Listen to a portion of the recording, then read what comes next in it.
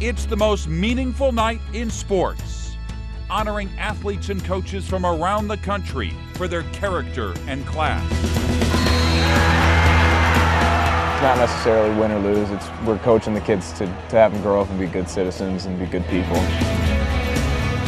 Shining a spotlight on incredible displays of integrity and perseverance. I didn't want to lose because if I lost, I was afraid that that'd be the last time you'd see me wrestle. Tonight, we celebrate those who set an example of sportsmanship in the tradition of Stan the Man Musial, one of baseball's greatest players and ambassadors. These are the 2014 Musial Awards, presented by Maryville University and produced by the St. Louis Sports Commission. Please welcome our host, Mike Bush.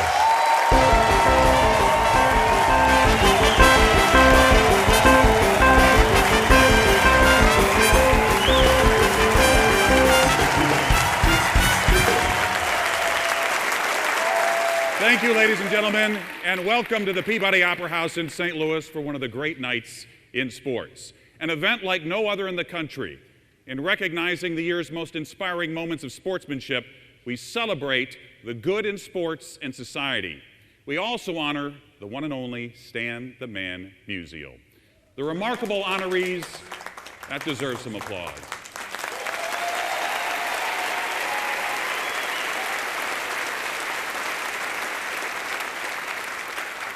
The remarkable honorees you're about to meet exemplify the character, kindness, integrity, and selflessness Stan embodied.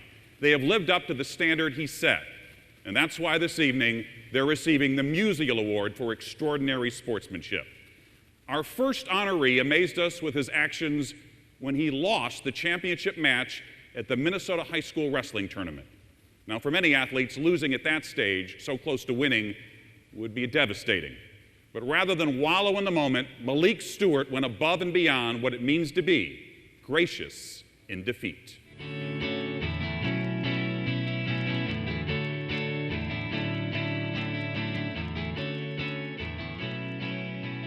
At St. Michael Albertville High School in Minnesota, students come and go, but one tradition never graduates. The wrestling program is consistently one of the best in the state. We've won 7 state championships in the last 25 years. Athletes here not only have to do their homework, but the hard work required to make it on this team. And according to the coaches, no one works harder than Mitchell McKee.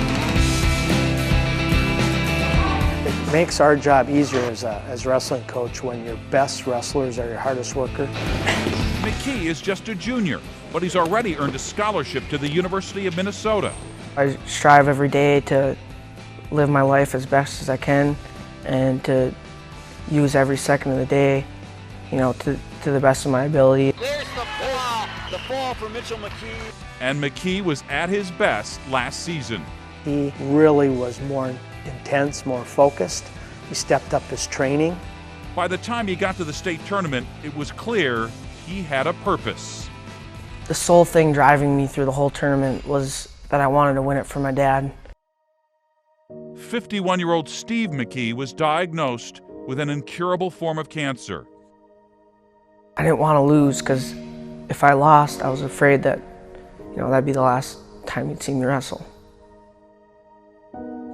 Wrestlers may be strong, but for the past 18 months, no one has been a better example of strength than Steve McKee. I knew what he was going through, and because I can see, I witness it every day. The McKees know better than anyone that wrestling medals aren't made of metal, they're made of sweat. And these belong to someone else. 16-year-old Malik Stewart from Minnesota's Blaine High School also had purpose last season. Making weigh-ins and wrestling as tough as I could and making sure I was on this mat every day as long as I could, putting in the time and effort. He's always looking for the best way to do something. He's seeking advice from coaches, from other wrestlers, from alumni that we have come in. I mean, he wants to be elite. One of 8 children, Malik lost his dad to a heart attack when he was just 7 years old. It was very hard because they were really close to him. It was really close. The significant thing about him dying was probably a few months later is when I started wrestling. With dedication as his filter, he went from raw to refined. And last season, he made it all the way to the state finals. Though he wasn't even ranked in the top 3, he pulled off one upset, then another, setting up a championship match against McKee. It happened in front of thousands at the XL Energy Center, home of the NHL's Minnesota Wild. I went out there and I knew that I had to be, very confident, and I knew Malik was a good wrestler. He's got strength, he's got speed, he's got everything to be a good wrestler. Getting to the final for both wrestlers was a long road, but as it turned out, for Malik Stewart, the match itself was a little too short. As soon as that first whistle blew, Mitchell was on a mission. He goes for a hip toss and then gets that, and then that's when I get to my back. I get off my back and then get to my belly, and he throws an arm bar, and that's when he gets me and the match is over. It lasted just 1 minute and 22 seconds.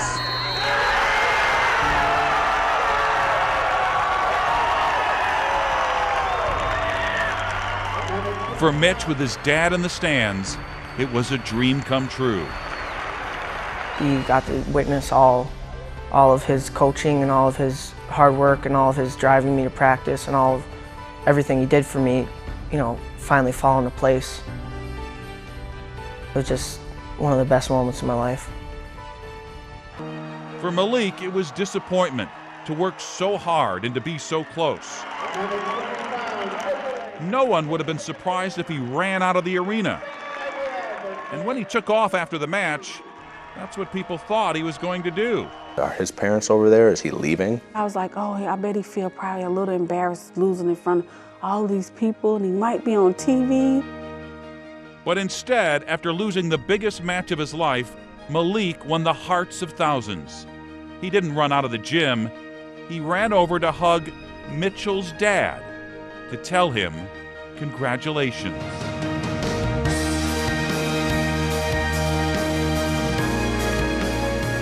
Knowing that my dad wasn't there to see me, and if he was there to see me to win a state title, he would be proud. So I just felt really good for both of them, and that he could witness his son doing that. Doctors can't make Steve McKee's cancer disappear, but for one night, 2 wrestlers did. His son won the state title, but he wasn't the only champion in that arena. It shows just the courage to go to do that even after losing, and how much respect that means for my family and how everybody's seeing that. That's just incredible to have the wherewithal of the situation and just to be that humble in that moment. Well, I've never seen anything like it in 26 years of coaching. Malik Stewart showing us all that you can lose a match and still come out a winner. I just thought it was the right thing to do.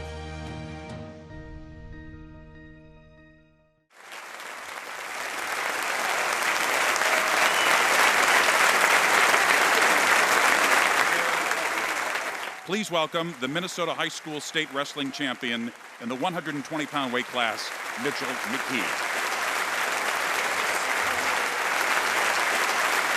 And accepting the award from Blaine, Minnesota, here's Malik Stewart.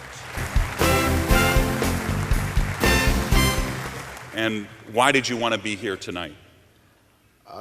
Just to show everybody that sports are not all about winning. It's about trying your best and being happy with the outcome. I think that's a pretty good message.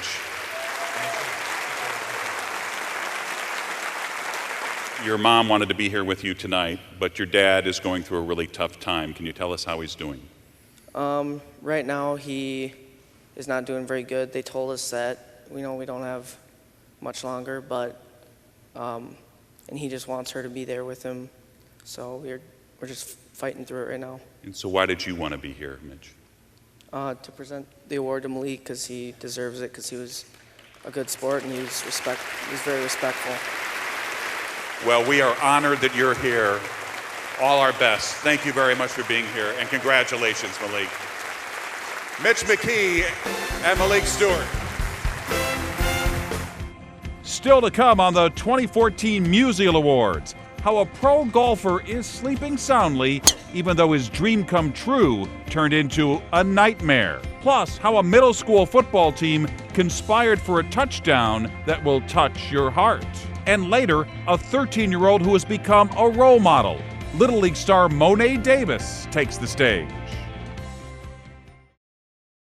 Maryville University is honored to be the presenting sponsor of the Musial Awards.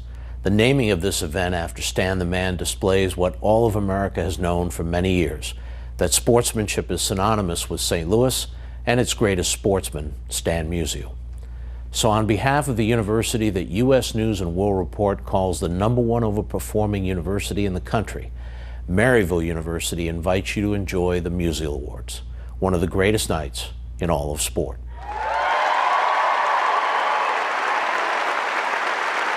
So imagine being on the verge of realizing a lifelong dream. Say that dream is to play in golf's U.S. Open. But in the back of your mind, you're reliving a moment that makes you question whether you broke the rules to get there. What do you do? Well, Jason Millard faced that very dilemma. An 8-hour drive and his conscience were the only things that stood between him and the chance to play in the U.S. Open. The distance could be overcome, but it was an extraordinary display of integrity that caused his dream to remain on hold.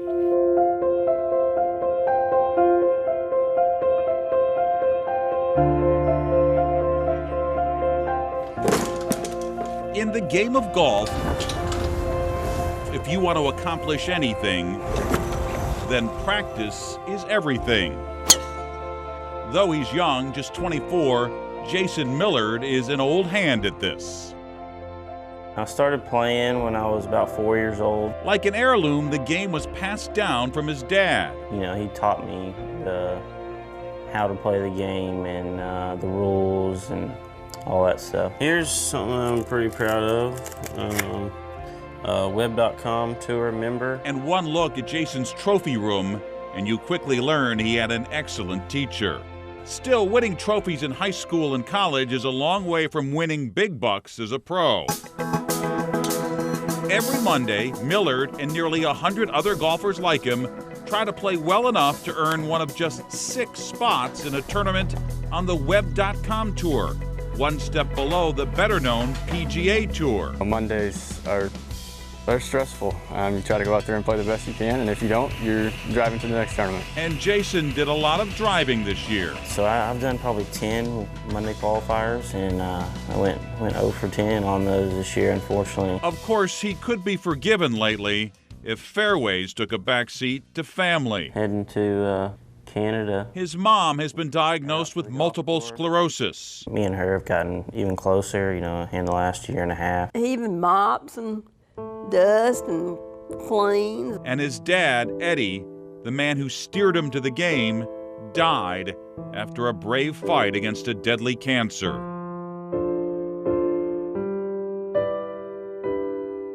He battled leukemia for about a year, and yeah, it was pretty tough. Despite everything he was dealing with, despite the setbacks and the struggles, all of a sudden something just clicked on the course for Jason Millard. Back today, 627-yard par 5. For many golfers, the U.S. Open is the holy grail. It's not just a major championship. The field is open to anyone who can qualify. That's really good. Millard entered a local qualifier and advanced to the sectional. Then in the sectional, he shot a sizzling 68 in the first round and began the second round with an eagle, a par, and an eagle. It was playing some of the best golf I've ever played, you know, for 20-something holes. By the time he reached the 27th hole, he was 8 under par, well on his way to making the U.S. Open field.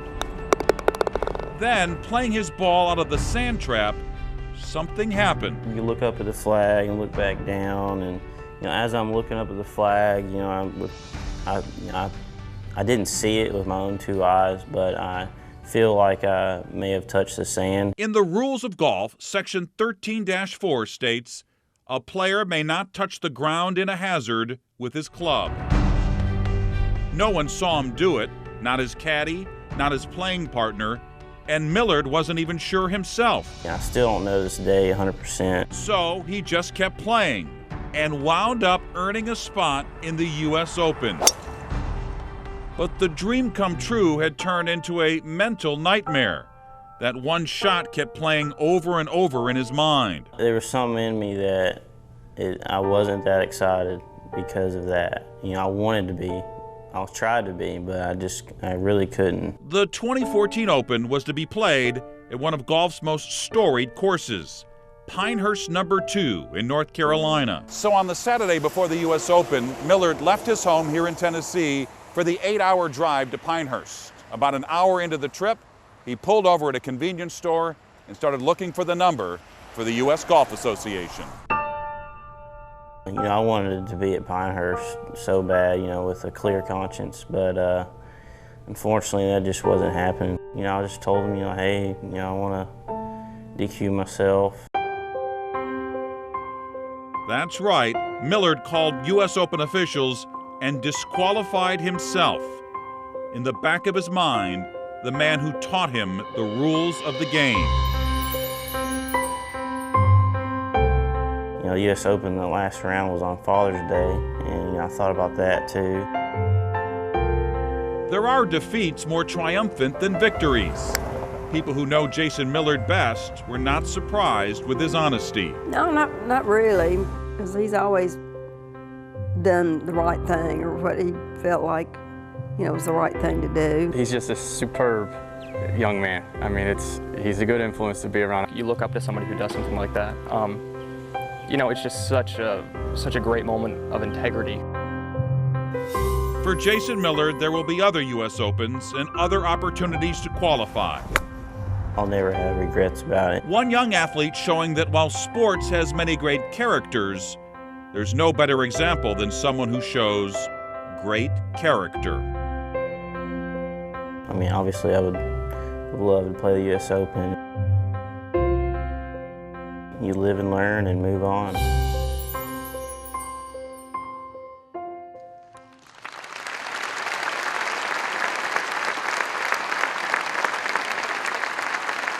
From Murfreesboro, Tennessee, let's salute Jason Millard.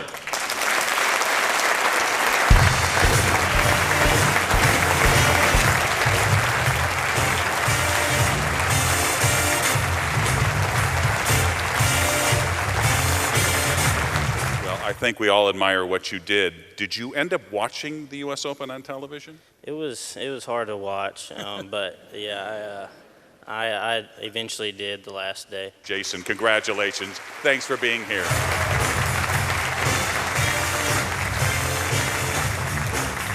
Now, a common theme among several of our stories tonight, young people carrying out acts of sportsmanship that are beyond their years. That's significant because in youth sports, it's often the adults who set the stage for brilliant moments of selflessness and kindness. But our next honorees, a group of Michigan 8th graders, didn't need their coach's playbook to do the right thing. Their inspiration came from their own hearts, resulting in one of the most uplifting play calls and touchdowns you'll ever see.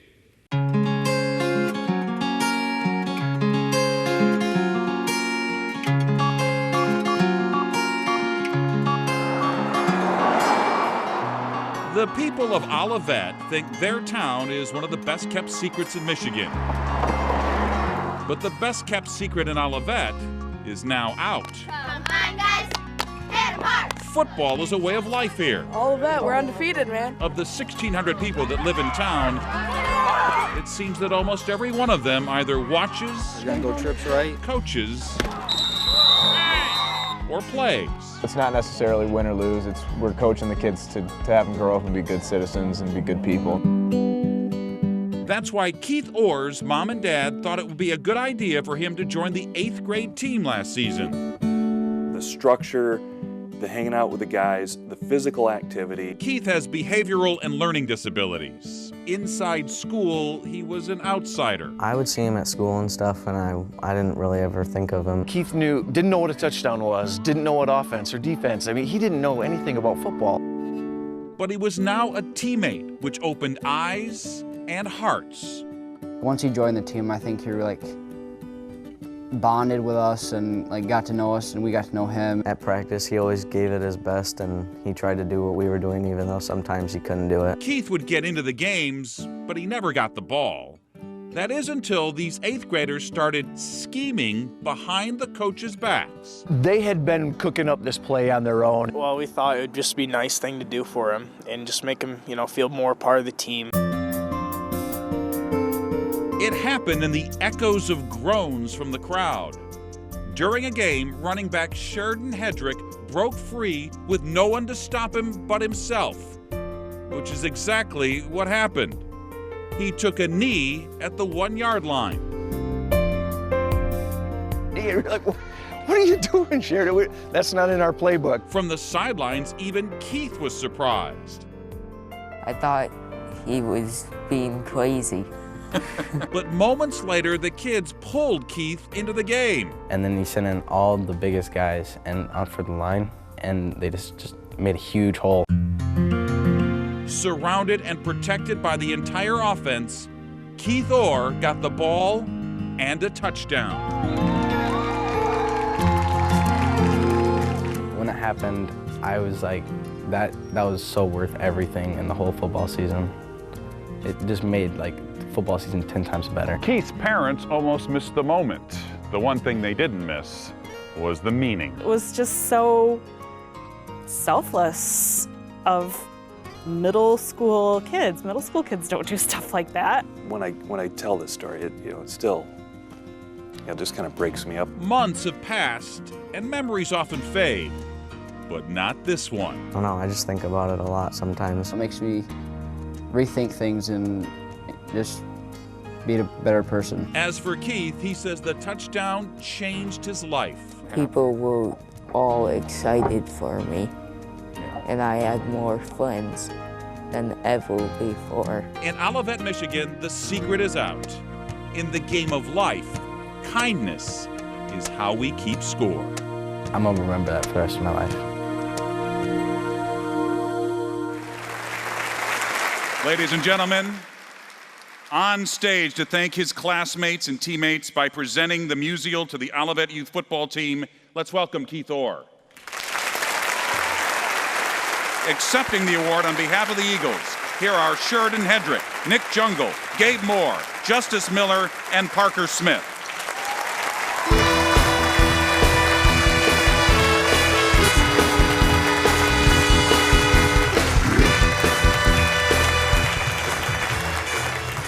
You told me in Michigan that this changed your life.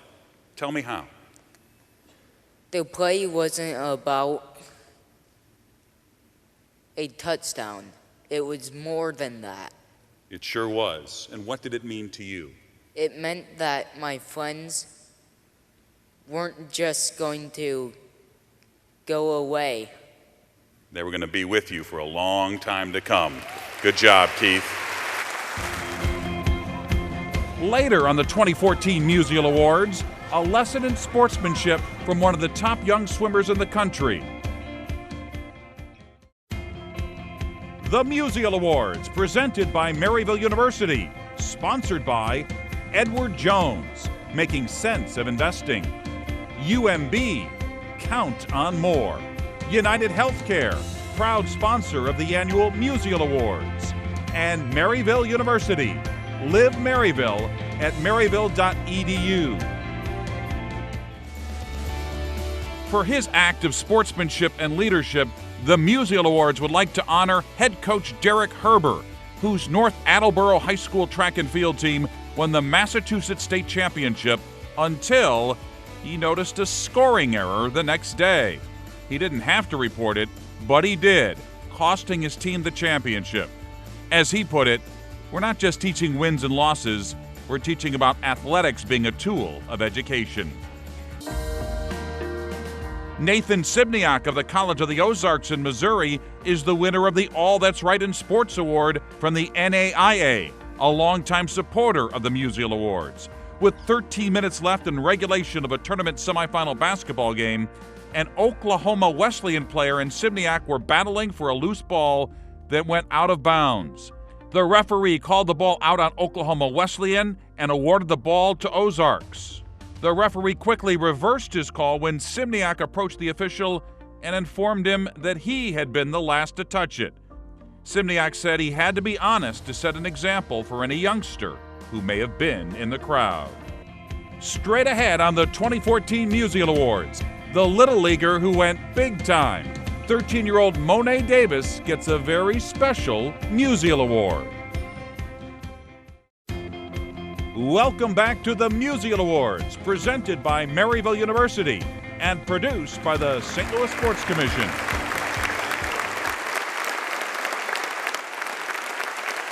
Now, this evening, we're presenting two special awards to individuals who transcend a single act of sportsmanship.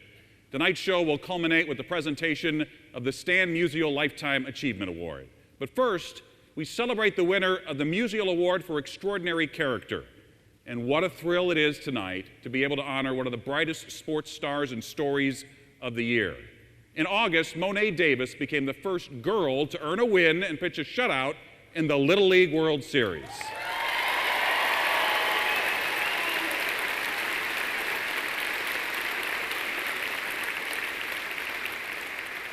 Thrust into the national spotlight, the 13-year-old handled her experience in Williamsport with remarkable maturity, composure, and class. She was a trailblazer with her historic pitching accomplishments, and she became a role model, giving kids hope for all that is possible.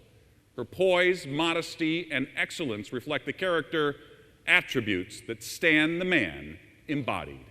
Ladies and gentlemen, the recipient of this year's Musial Award for Extraordinary Character from Philadelphia, Monet Davis.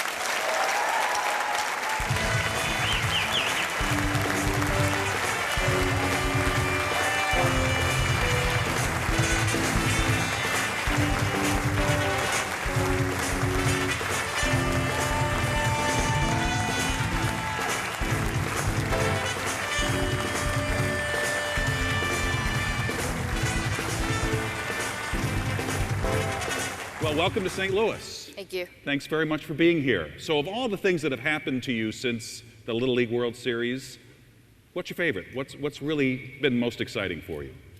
Throwing out the first pitch at the World Series game. That was pretty cool. The one thing that's been pretty amazing is you seem, whenever you're at the World Series or the Little League World Series, that you're not nervous about these things, even though it seems like all the eyes of the world are on you. Where do you get that composure? Well, I was a little nervous, but just my teammates and all the coaches and all the adults that helped me be the person I am today. So take me back to the Little League World Series. Did you have an idea when you were on national television that this spotlight was on you, that you were now becoming a role model for other girls around the country? Well, everyone that was running the World Series and regionals, they told us that it would be pretty crazy and to just stay by each other's sides and to just help each other out. But no one had a clue that we'd be having about 10K followers on Instagram or anything. So it was just pretty crazy. And what do you think you'll tell your teammates when you go home about this night? It was the best night ever. Monet, thank you very much for being with us, and congratulations. And we'll bring that over for you, okay? Congratulations. Monet Davis. Still ahead on the 2014 Musial Awards, the young swimmer known for his big finish and his big heart.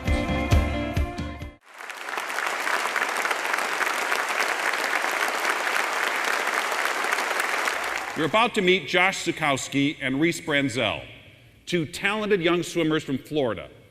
There is perhaps no finer illustration of sportsmanship than the camaraderie these two competitors share. Rivals in the pool, friends forever. That's truly what sportsmanship is all about.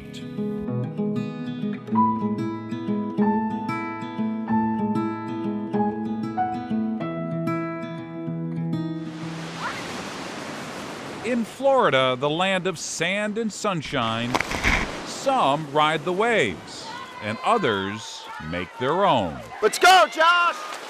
10-year-old Josh Zukowski is one of the top young swimmers in the country. I like it because it's a sport that you can swim as a team and it's individual. When he was just 8, he finaled in 6 out of 7 events at the Junior Olympics. At that point, he was the fastest 8-year-old in the history of the sport in South Florida. And no one is more impressed with his talent than the coach of his swim team, the Jupiter Dragons. He is a talented swimmer. However, it's not just talent. He's a hard worker, very focused swimmer. Practicing 6 and sometimes 7 days a week, he's as present in the backyard pool as the chlorine. Because hard work always beats talent any day. Still, as good as Josh is, there is one swimmer he's always looked up to. And I would be like, wow, I want to be like him when I get older. Let's go, Reese! Reese Branzell is a year older than Josh. And like Josh, he's been breaking long-standing records. At 8, he was doing the Junior Olympics, so he's swimming against 10-year-olds. When Josh isn't in the pool, he likes to be on the side of it, watching Reese. When my mom said that there was this little kid named Josh Zukowski, he looks up to you like he's your, he looks up to you like you're his hero, almost, and so I'm surprised that anybody would look up to me. But by the spring of 2013, instead of just looking up to Reese, he was standing next to him on the starting blocks. Thus began a very special rivalry. They would race against each other, and it was good. Reese would win, Josh would win. It was very competitive. Their competitive level with the two of them, if they just drove each other. Then, with the season winding down, Josh showed up for one of the biggest swim meets of the year. But someone was missing. That someone was Reese. He randomly started complaining one day of his hip hurting, and he started limping. He had this fever that just would not break.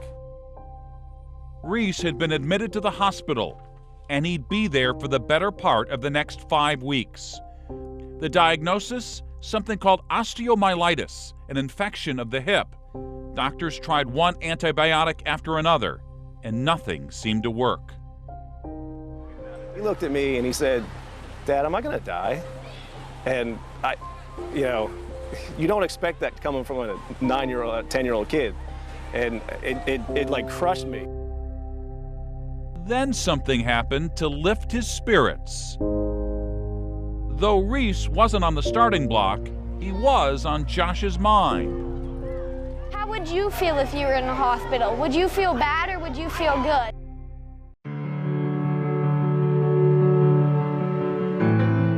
So Josh did something few 9-year-olds would ever even think of. He dedicated his next race to Reese and went out and won yet another first-place trophy. Then, a few hours later, Reese got a phone call in his hospital room that someone had dropped off a trophy at his house. Reese, I am so sorry that you have not been feeling well. With the trophy was a get well card, signed by Josh. Months later, Reese still has it. I'd rather get second with you at the meet than win with you absent. I won this trophy for you today. I hope to see you back in the pool. Your friend, Josh. I, as a grown man on the phone, I was, choked up, tears in my eyes. I was speechless for a little while. It was unbelievable.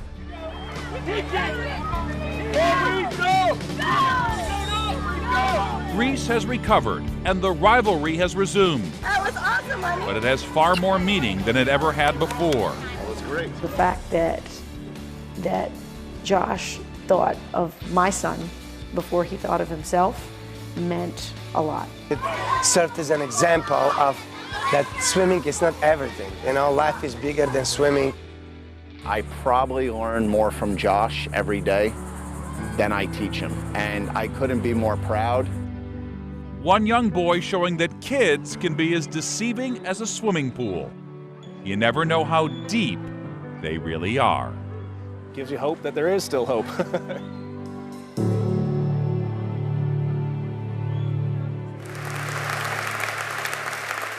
We are so happy to be joined by the two individuals you see on stage. First, making the trip from South Florida to present the Musial Award to Josh, welcome Reese Branzell.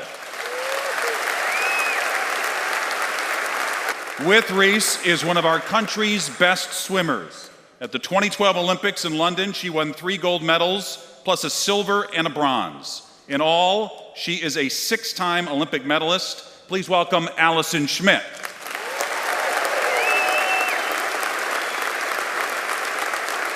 Allison is here on behalf of USA Swimming, which graciously accepted our invitation to have one of its top athletes in Josh's award presentation.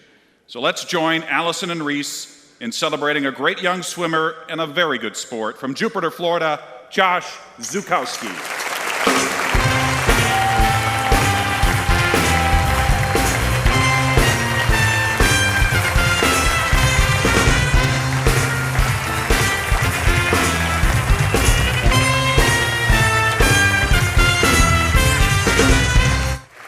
Now, I got to tell you, not too many 9 or 10-year-olds that I know would come up with an idea like this.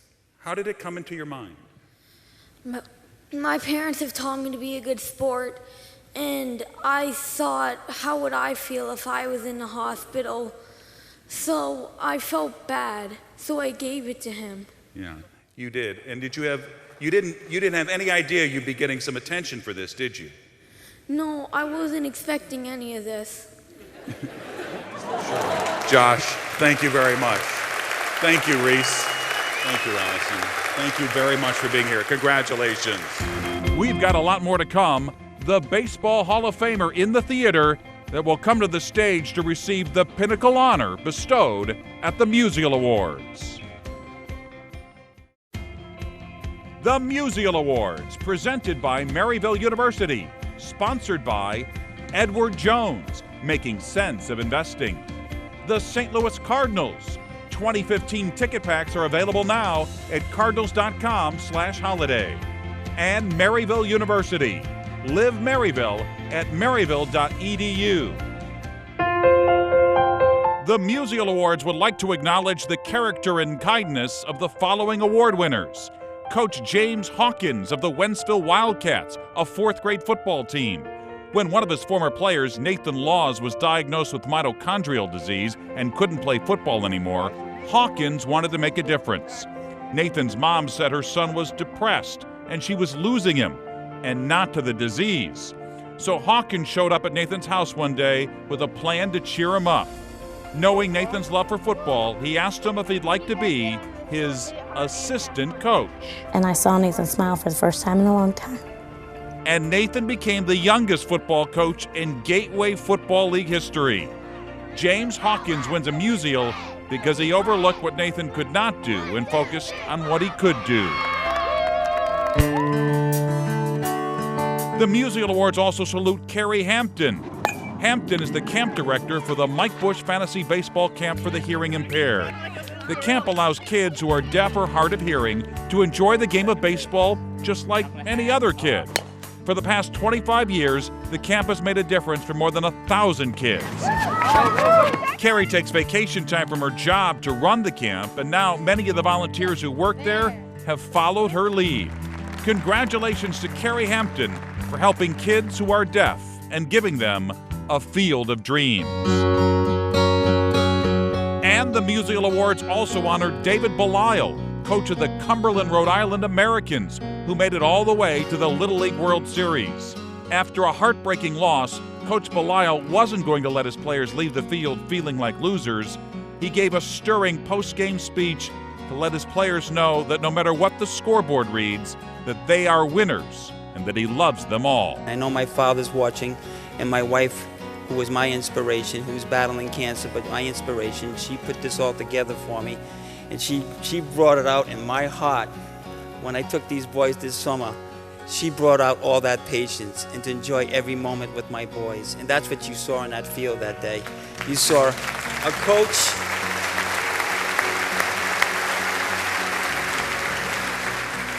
coach who was proud of who he is, where he was brought up, who his family is, and my boys are right here with me. And they're with me every day. So this is for you boys, okay? I'm really, really proud of what they did. Congratulations, and thank you so much for being here. Still to come, performance painter David Garibaldi brings a blank canvas to life, and our special guest to the Peabody stage.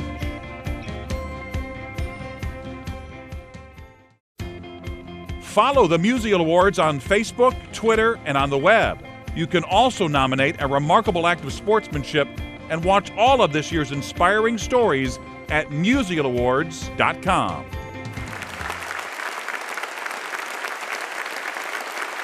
The Musial Awards have always held a special place in the heart of the Musial family, and I am honored to speak on my family's behalf.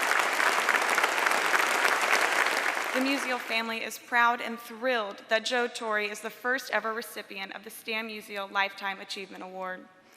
With the help of David Garibaldi and then Major League Baseball Productions, let's paint the picture of one of the most respected personalities in sports.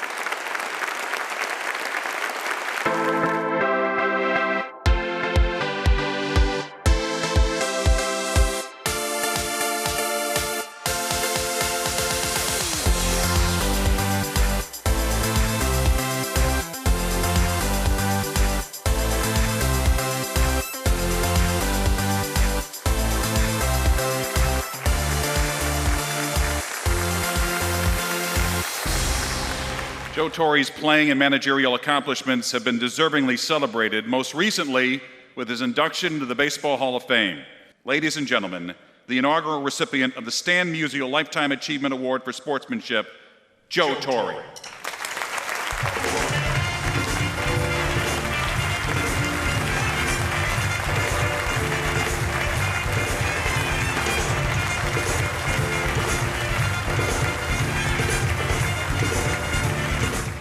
I just want to know where you were sitting there and watching yourself being painted.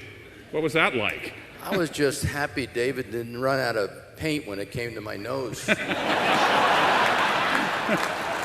me ask you about Stan the Man, because Cardinal players, when Stan was alive, they get to come to the ballpark. They get to see Stan the Man and Bob Gibson and Lou Brock and Ozzie Smith. What was it like for you as a young player when Stan the Man was around? It was electric. I played against Stan. Right, with the Braves.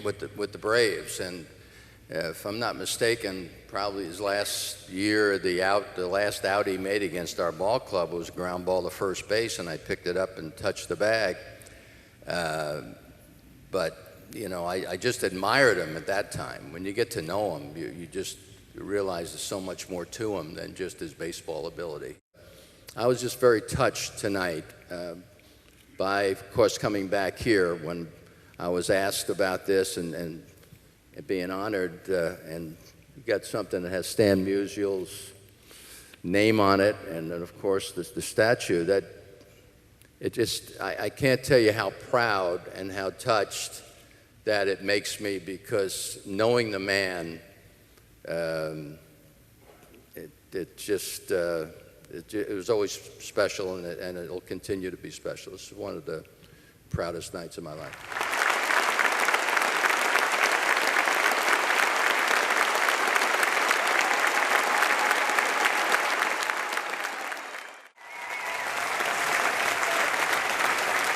And there you have it.